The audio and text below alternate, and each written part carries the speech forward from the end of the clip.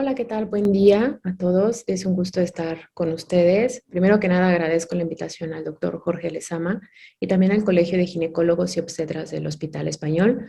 La charla de la que voy a ser partícipe son los estudios especiales en la evaluación del factor masculino. Y bien, ¿cómo no hacerlo? ¿Cómo no dedicarle este espacio cuando sabemos que la alteración del factor masculino va a estar presente en el 50% de los casos de infertilidad? Entonces, es importante dedicarle este espacio y saber que hay algo más del seminograma, que es nuestro estudio inicial. Es nuestra pauta, es nuestra guía, pero este estudio finalmente es como la punta del iceberg. Sabemos que todo lo que hay debajo es tan amplio y es justamente nuestra obligación poder indagar un poco más y completar esta evaluación en los varones para tener mejores resultados. La evaluación se sugiere que se realice de manera conjunta con el factor femenino y de manera simultánea para tratar de poder empatar tanto al varón como a la mujer en las mejores condiciones y poder así tener mejores resultados en medicina reproductiva. Los estudios especiales en la evaluación del factor masculino son amplios. Es importante saber que nuestra guía, lo repito, es el seminograma, pero bueno, ¿qué va a pasar después de este seminograma? Es importante reconocer y ir paso a paso solicitando los estudios que sean necesarios.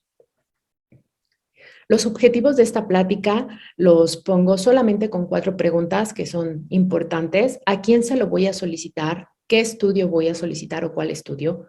¿Para qué lo solicito? ¿En qué estoy sospechando? ¿Y dónde lo voy a solicitar?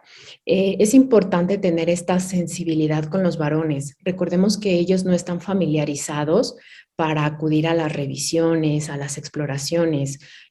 Todas las mujeres como que sí tienen esta familiaridad, ellos no, a ellos les cuesta un poquito más de trabajo. Entonces, tratar de darles esa confianza, de informarles, de explicarles qué es lo que están presentando en sus estudios, de qué estamos sospechando y por qué seguimos buscando más acerca de las alteraciones que tienen. Entonces, siempre con mucha confianza y mucha sensibilidad para ellos. La primera pregunta, ¿a quién se lo voy a solicitar? Entonces, partimos de que mi guía es el seminograma. ¿Qué nos dice este seminograma? Pues bueno, nos vamos a pegar a la OMS, a esta 6ª edición, este manual que nos rige.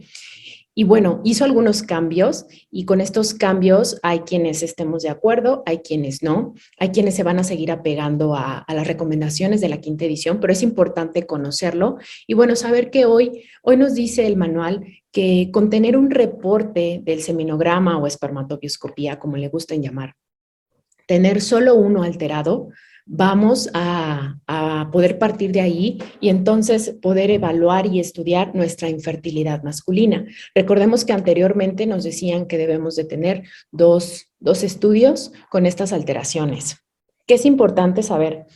Que la realidad es que si un varón tiene esta alteración, lo va a tener en uno y lo va a tener en otro. ¿Cuándo puede variar? Cuando es un estudio mal elaborado. Es importante saber que el estudio viene de alguien que sí conoce como del tema y entonces la sugerencia que les hago cuando algún varón trae el reporte de un seminograma de algún laboratorio bioquímico como muchos que hay en nuestra ciudad, entonces tal vez ahí sí repetirlo. Es mucho más confiable cuando el reporte viene de un laboratorio de andrología, ¿de acuerdo? Ahí, evidentemente, nuestros compañeros en el laboratorio se apegan a las recomendaciones que dice el manual. Es más, ni siquiera es necesario de pronto que compartan con nosotros las alteraciones, conocen perfectamente la conducta a seguir y es sumamente confiable ese reporte y se apegan a los estándares que recomienda, que dice que con que tenga un parámetro alterado el seminograma, entonces doy mi siguiente paso. Tener esto presente y repito, cuando mi seminograma viene de un laboratorio de andrología, adelante con toda la confianza, me puedo quedar con solo uno y empezar la evaluación de mi infertilidad masculina. en mi historia clínica con estos varones, si de pronto no la voy a elaborar como un andrólogo y puntos especiales y detallados, sin embargo, sí hay recomendaciones para precisar los siguientes puntos. La función sexual es súper importante. Si ha tenido algunas situaciones en el deseo, diagnóstico de disfunción eréctil, en el estilo de vida, tabaco, obesidad, sobrepeso, consumo de anabólicos, consumo de algunas otras drogas, medicamentos para la presión, para situaciones de depresión, ansiedad, alguna patología del tracto genital, si tuvo antecedente de criptorquidia, si el paciente es diabético, si tuvo alguna cirugía, la inspección y la exploración que estén anormal, presencia de hidrocele, de secreciones, datos de infección, todos estos van a ser parámetros que me van a ayudar a dar el siguiente paso de qué estudio le voy a pedir. Y en quienes puedan tener un seminograma normal, es decir, normosospérmicos, pero que hayan realizado alguna técnica de reproducción asistida, en que haya sido fallida, o aquellos con pérdida gestacional recurrente, esos pacientes sí o sí yo tengo que buscarles algo más y completar su evaluación, ¿de acuerdo? Coloco estas tablas para poder recordar los parámetros que recomienda la OMS. Vemos los comparativos de la cuarta a la quinta y hoy la sexta edición. Repito, algunos de acuerdo, otros no, pero bueno, es importante tenerlos en cuenta y partir de ellos. El análisis seminal.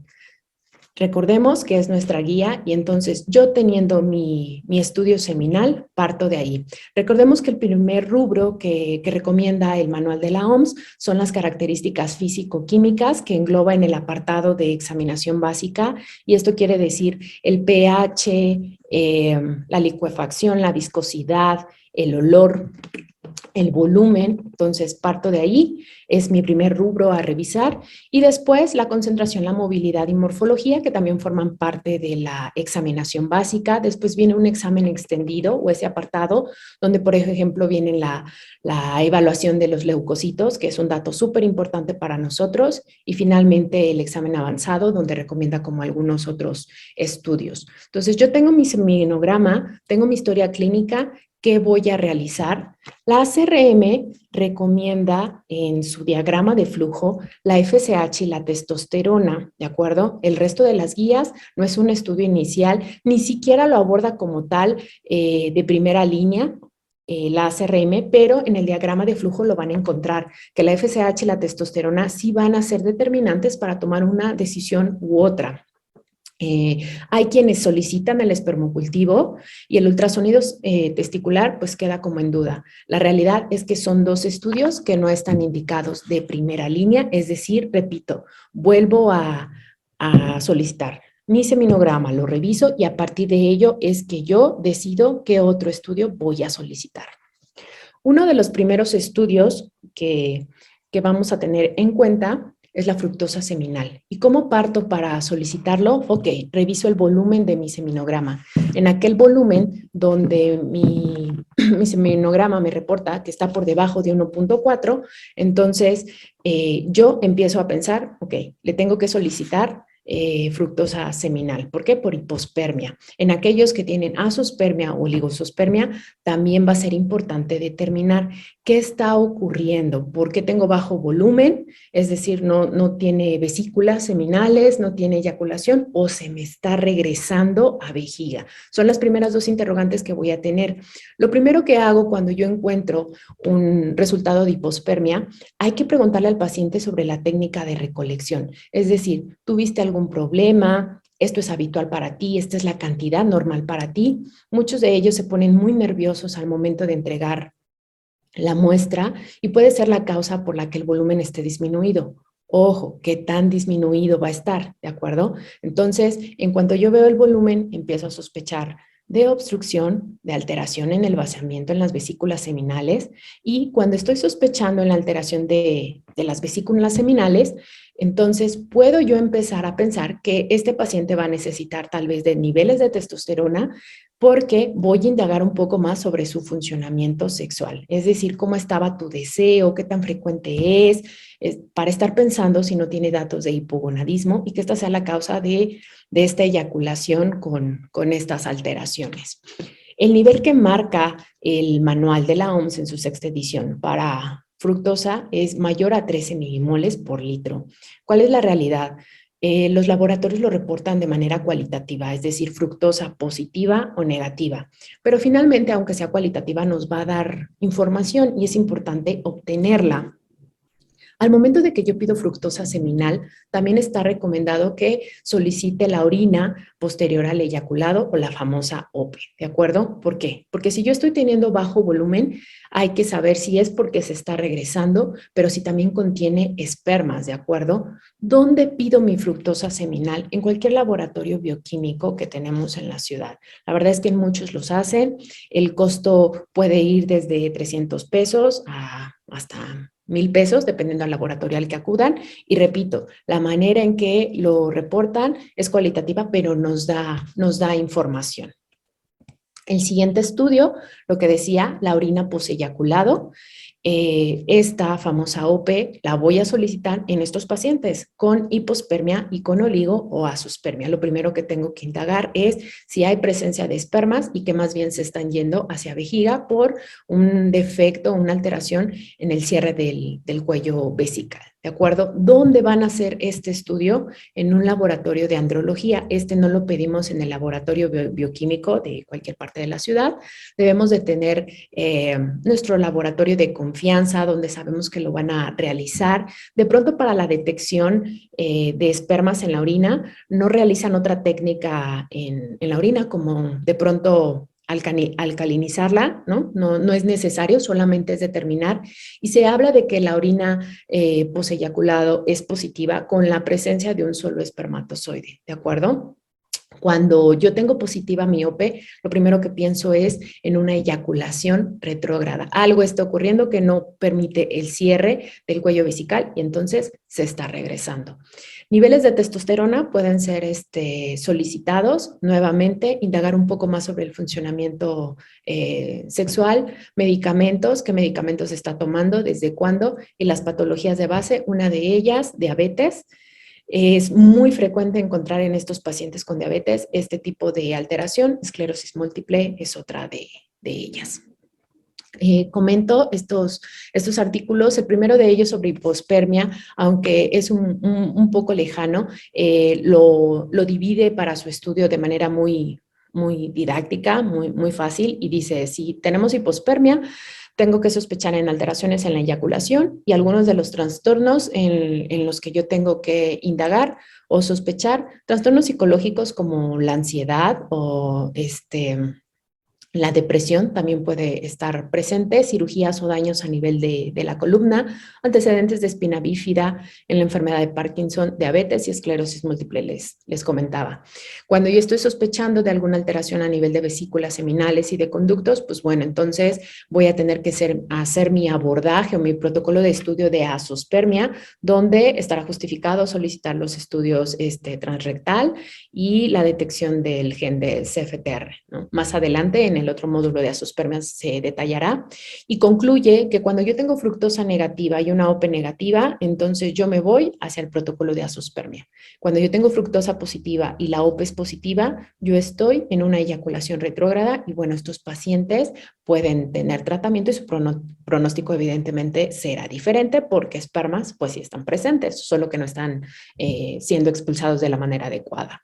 Otro de los artículos hacia la disfunción en la eyaculación comenta que la prevalencia de disfunciones en la eyaculación va a estar presente 0.7, 1.1 o 3.4 en infertilidad masculina, que en los pacientes que tienen hipospermia hasta el 40% pueden tener una eyaculación retrógrada. Entonces, ojo, importante estudiar la hipospermia y no creer que todo es una falla en la técnica de entregar la muestra, y algunos de ellos van a estar asociados con esta hipospermia a hipogonadismo. Algunos de estos casos que se han reportado es como el caso del síndrome de enfermedad posterior al orgasmo, es decir, estos pacientes han tenido un orgasmo, han tenido una eyaculación y tienen hasta 7 días de molestias como un cuadro gripal, de pronto hasta malestares de la función mental, y pareciera en este reporte, básicamente que les comento, se asoció a hipogonadismo y evidentemente con el tratamiento de testosterona revirtió, pero otra de las teorías es que pareciera una enfermedad autoinmune y todavía se está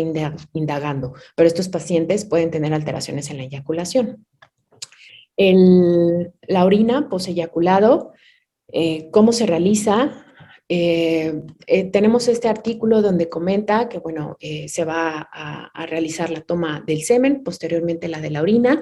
Comenta o da la propuesta de poderlo hacer con un medio, comenta el HTF, y bueno, hacer el centrifugado para poder obtener una evaluación mucho mejor. Es una de las técnicas para hacer solamente la evaluación de la orina poseyaculado, no precisamente para el tratamiento.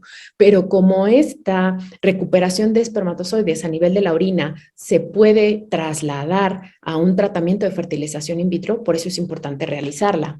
Se habla de que hay unas tasas de éxito en fertilización in vitro con una orina alcalina hasta el 15% en una tasa de éxito cuando se utiliza el método Hotchkiss.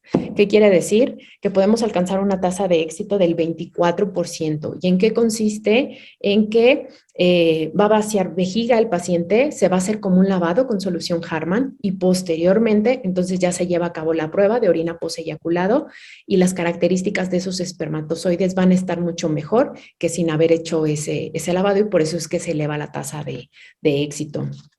Un método más que comenta la guía es una solución buffer teniendo la vejiga llena, pero aún los resultados están pendientes de evaluar. Son solo 2 estudios que reportan y bueno, no tenemos resultados concluyentes, por eso es algo que no se realiza.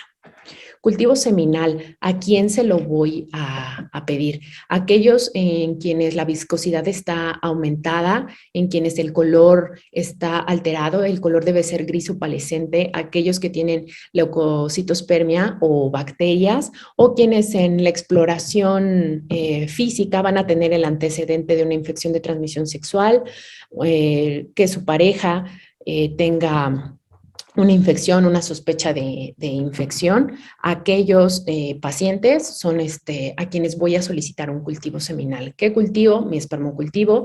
Los gérmenes o microorganismos que van a estar presentes con mayor frecuencia son estos que comento, que es importante saber que, bueno, la tricomona sí, por supuesto, participa en afección a nivel, no solo es infección de transmisión sexual, sino también va a tener efecto a nivel testicular. Y los cultivos especiales, que no se nos olviden, clamidia se solicita por PCR, ureaplasma y micoplasma, son súper importantes pedirlos, independientemente de que la pareja los tenga o no positivos. Recordemos que nuestro sistema inmune es independiente. ¿Qué otros estudios? BPH es una infección muy frecuente. Aquí vamos a ver la prevalencia y bueno, si muchísimos adultos van a estar infectados de BPH, por supuesto que va a tener repercusión a nivel de nuestro seminograma. Se reporta que va a estar presente en 2 hasta 31% y de pacientes que tienen astenosospermia, vean, el 75% comparado con 8% que tienen astenosospermia, pero que no tienen la infección de BPH. Entonces, claro que sí afecta y afecta muchísimo a nivel de la movilidad del esperma. El COVID-19, que no solo afectó vías respiratorias, también se ha encontrado que 39.1% de los pacientes con el antecedente o con infección de COVID-19 van a tener oligosospermia. Todavía no se ha determinado si es algo que revierte, como en cuánto tiempo, pero la afección sí se tiene presente y por eso la recomendación de que un paciente con COVID en ese momento, mientras esté cursando la infección, pues no realice tratamiento. El artículo que comenta aquí Son 5 microorganismos que se asocian a las infecciones de transmisión sexual más frecuente: clamidia, gonorrea, tricomonas, VPH y herpes. Y vean que clamidia, tricomonas y VPH son 3 que están asociados a infertilidad. Prevalencia de 98, incidencia de 93, y en el VPH, vean, alcanza prevalencia hasta de 63. Entonces, no olvidarnos de que estos pacientes necesitan tratamiento. Evidentemente, de manera física, si tienen lesiones, bueno, pues tratarlas, y si no, mejorar el sistema inmune. Muestra la prevalencia de estas infecciones y vemos que tanto en hombres como en mujeres, poquito más las mujeres para algunas, en otras los varones, pero bueno, es súper importante de determinarla. En el otro artículo de microbiología nos reporta los datos donde, por ejemplo, clamidia tiene mayor de 14 veces una alteración en calidad seminal y volumen. Entonces, sí sospecharlo en estos pacientes y pedir este cultivo especial. Ureaplasma, que reportan que es como una bacteria un poco pegajosa, como que cuesta trabajo retirarla, dividen dos subgrupos, uno que va a asociarse más a oligo y otro más a movilidad. Finalmente es algo que de pronto el laboratorio no va a determinar, pero hay que dar el tratamiento, evidentemente, corroborando que la infección se haya quitado, y para eso solicitar los cultivos. COVID, sí se ha encontrado un daño a nivel testicular y epidídimo que todavía no está como determinado cuánto es el tiempo que se va a quedar, pero bueno, tenerlo presente. Y la prostatitis va a tener un daño severo agudo y crónico que va a estar asociado a todas las bacterias que previamente se encuentran en el espermocultivo. Entonces, ojo, sí solicitarlo a partir de mi reporte de seminograma. Ultrasonido escrotal o testicular es un estudio que nos da muchísima información.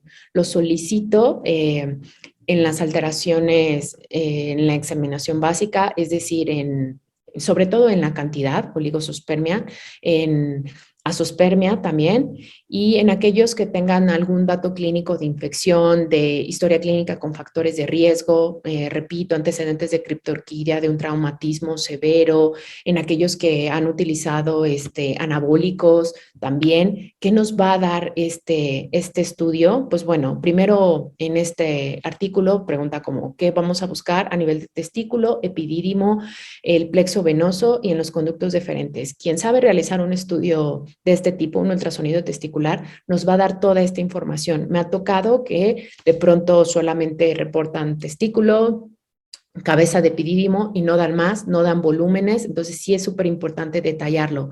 El volumen testicular, esta es la fórmula: alto por ancho por largo por centímetros, con esta constante 0.52, 523, perdón.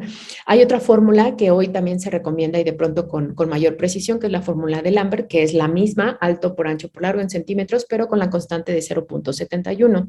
El volumen que se reporta es de 12 a 18 en promedio. Pueden encontrar que se va hasta 20 y de pronto en otra población como europea que pueda aumentar hasta 25. Una posibilidad puede ser utilizar nuestro orquidómetro de Prader en la exploración física, pero finalmente el ultrasonido nos lo va a corroborar. Se habla de asimetría cuando la diferencia entre un volumen, entre el volumen del testículo izquierdo con el derecho o viceversa, es una asimetría mayor al 20%. Entonces, si yo tengo esta presencia de asimetría, ojo, sí tengo que hacer algo y no solamente vigilancia. Tiene que recibir tratamiento este paciente, ¿de acuerdo? Dependiendo de lo que yo encuentre, pero ya está teniendo una significancia.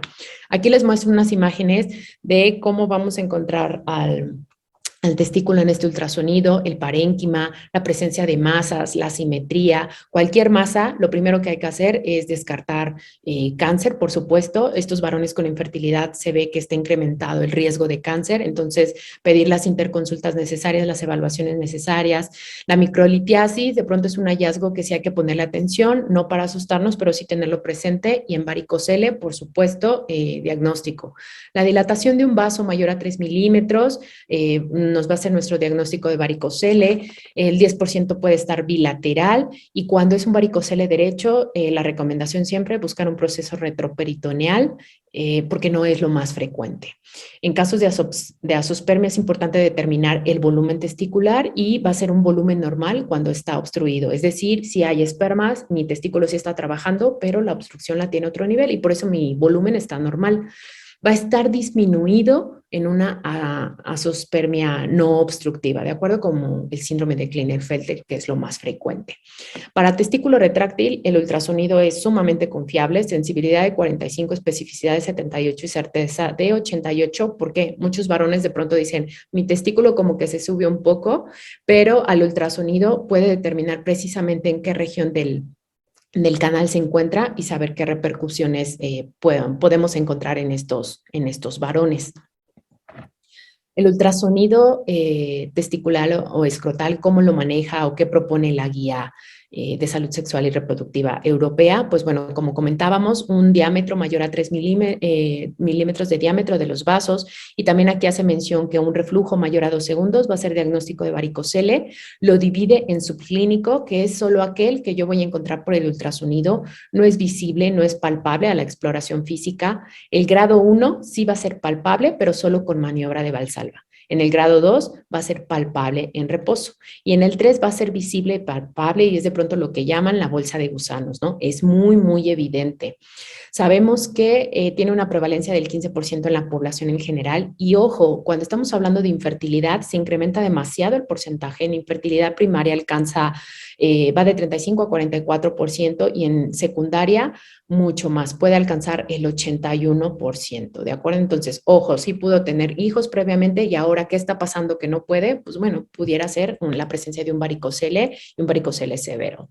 En cuanto a microcalcificaciones, son aquellas denominadas por debajo de 3 milímetros, son hombres, los hombres con infertilidad, recordemos que van a tener mayor riesgo de cáncer testicular, se habla de que hasta 18 veces mayor, entonces hay que tenerlo presente, hay que estudiarlos, si son mayores, si son demasiadas, si está asociado como atrofia o alguna otra situación.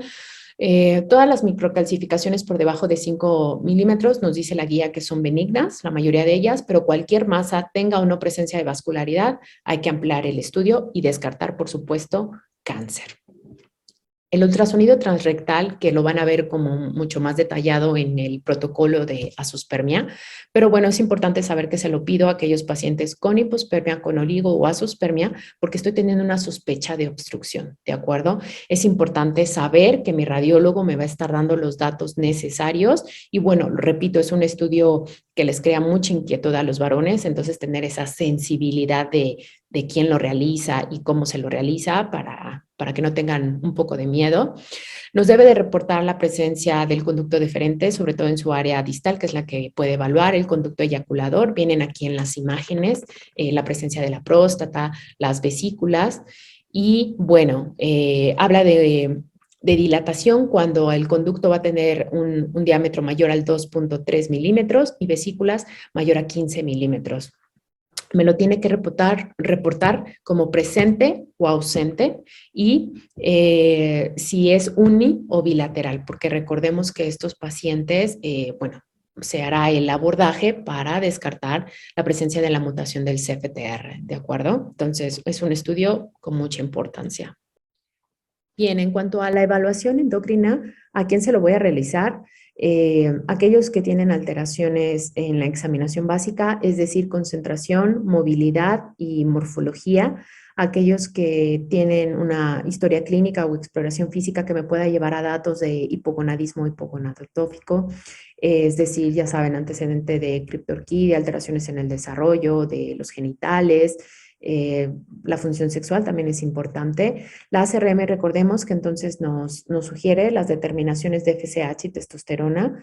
En su diagrama de flujo comento que hace hincapié en estas determinaciones para tomar las conductas necesarias, y marca un punto de corte de la FSH, no a nivel del diagrama de flujo, pero sí en el texto donde menciona de manera ideal niveles por debajo de 7.6, testosterona por arriba de 12 nanomoles, es decir, cuando mi FSH se empieza a elevar, perdón, algunos marcarán de pronto el límite de 10, algo está pasando en mi testículo a nivel del túbulo seminífero, donde le está costando a ese testículo trabajar y empieza como esa afección. La testosterona, a pesar de que marca los 12 nanomoles, hay pacientes que estando en este nivel pueden sí tener afección o ciertos síntomas de hipogonadismo, entonces tratar de mejorarlo un poquito, evidentemente evaluar quiénes son candidatos y eso lo podrán conocer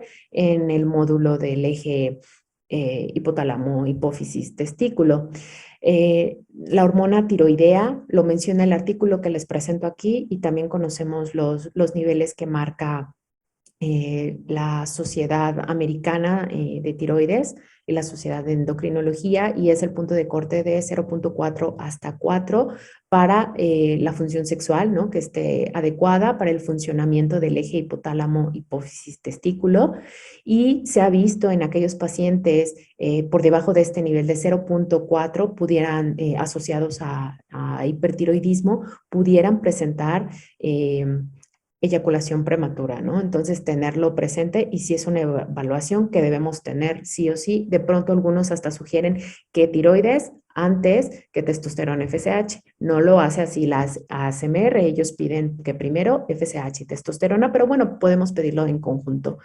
Hiperprolactinemia sería una causa de hipogonadismo, entonces también determinar estos valores. Lo que comenta la guía, menor a 23.5, no se aleja de lo que manejamos con las mujeres, entonces tenerlo presente. Y también glucosa e insulina, estas determinaciones para saber si el paciente es diabético o tiene resistencia a la insulina. Y bueno, sabemos como toda la afección que puede tener, no solo a nivel metabólico o hormonal, sino también radicales libres, ¿de acuerdo? Los anticuerpos antiesperma es otro tipo de estudio que vamos a solicitar. ¿A quién? A aquellos pacientes con astenosospermia o con aglutinación. Recordemos que aglutinación es unión de esperma con esperma. Aglutinación no específica o agregación, lo conocemos con mayor frecuencia con este término, es esperma que se une a leuco o a bacteria, ¿de acuerdo? Entonces, en la aglutinación, esperma con esperma, es donde lo voy a solicitar. Aquellos pacientes con antecedentes patológicos como infecciones, traumatismos severos o cirugías, es muy probable que tengan la presencia de anticuerpos. Por ejemplo, en la vasectomía, el 100% de los pacientes va a tener la presencia de anticuerpos. Se habla de que en el varón infértil va del 3.9 hasta el 15.6.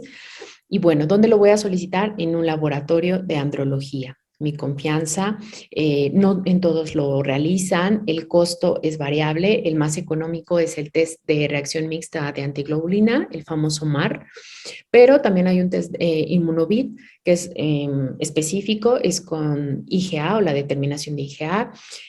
Ambos, nos decía el manual de la quinta edición, que debe de estar por debajo del 50%, cuando es mayor al 50%, pues es un test positivo.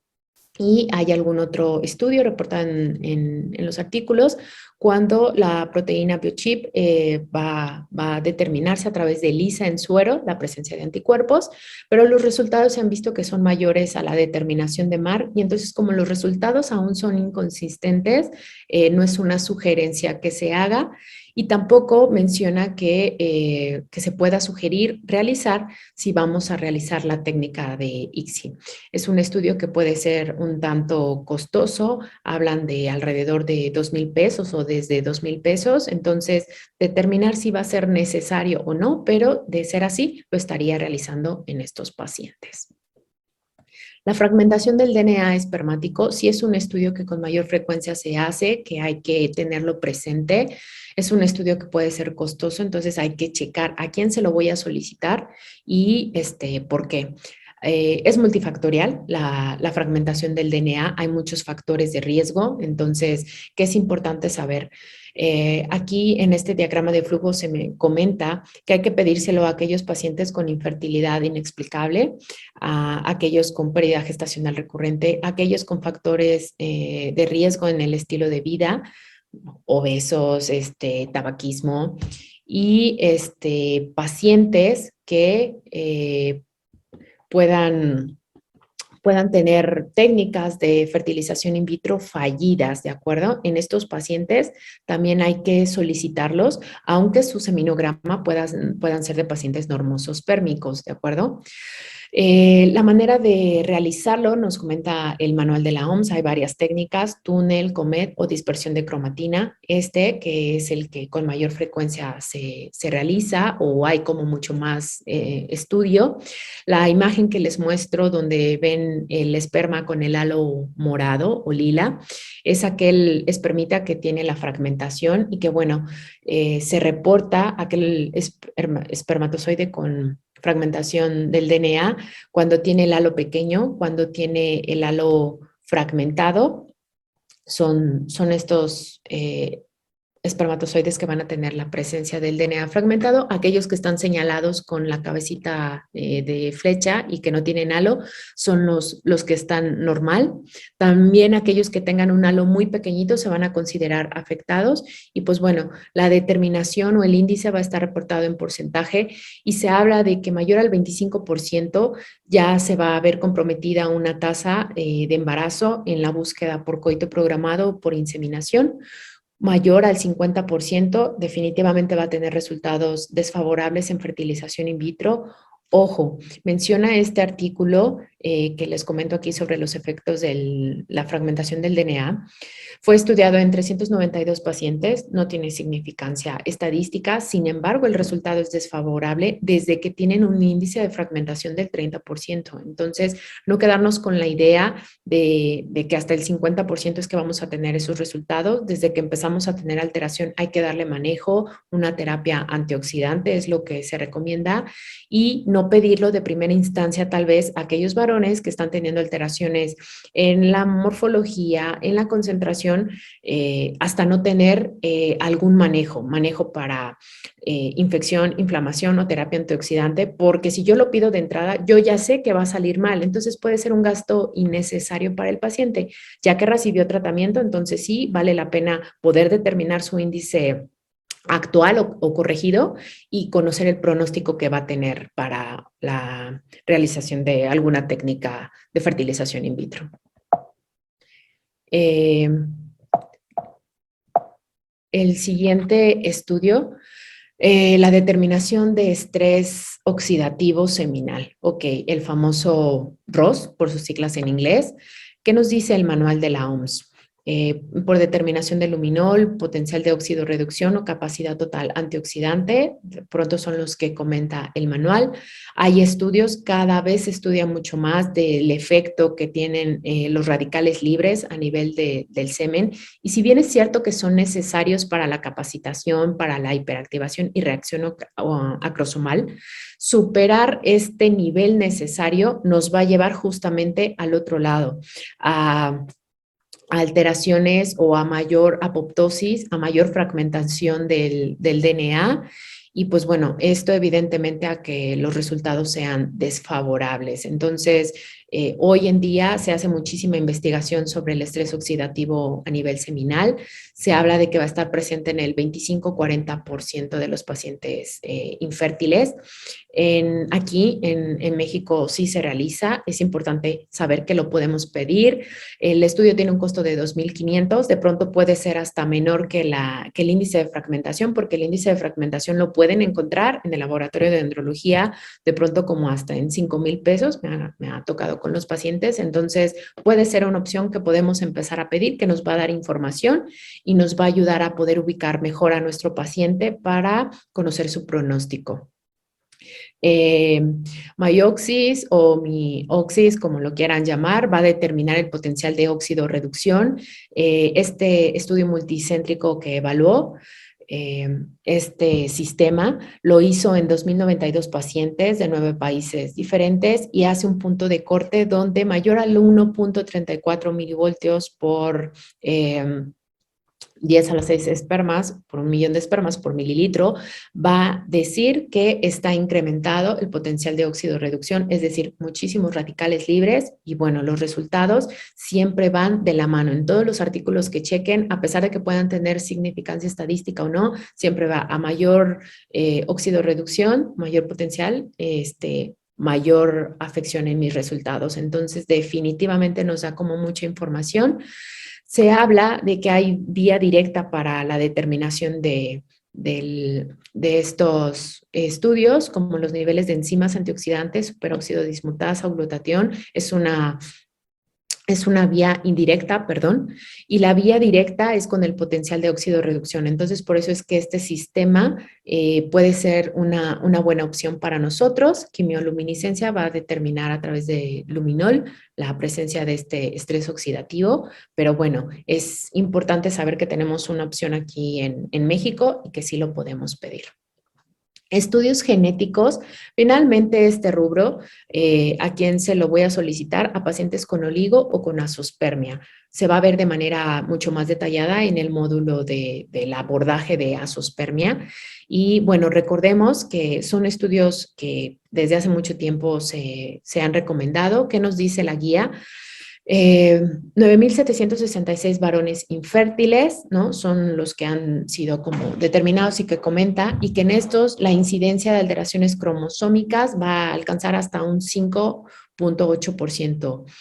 Cuando tenemos un oligo por debajo de 5 millones, esta incidencia va a alcanzar hasta 10 veces, ajá, se va a incrementar hasta 10 veces. Entonces, sí es importante que en aquellos pacientes con esta oligo o con esta zoospermia, yo haga mis intervenciones genéticas, siempre acompañado de mi genetista de confianza, para que sea él quien explique la trascendencia de estos estudios, sobre todo cuando salen positivos, y de las implicaciones de tener descendencia cuando se tienen estas alteraciones.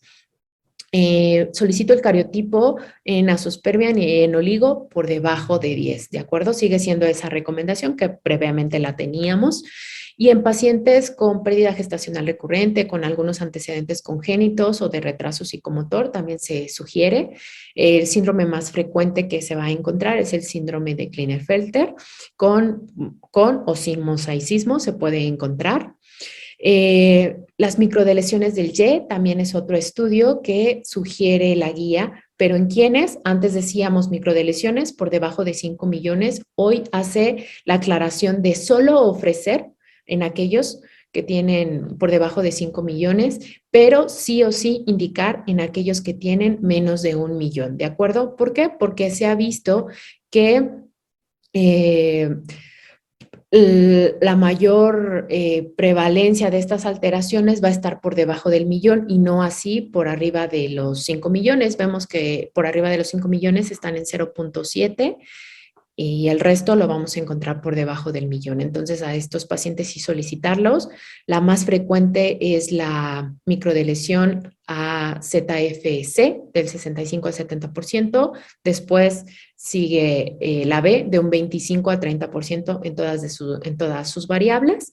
Y la A es la menos frecuente. Vean cómo va a estar presente estas alteraciones solo en el 3 al 7% de las oligos y se va hasta el 12% en la zoospermia. Entonces, forma parte del protocolo de estudio de la zoospermia, sobre todo no obstructiva, ¿de acuerdo? Entonces, lo van a ver de manera mucho más detallada, pero esta es la recomendación que hace la guía.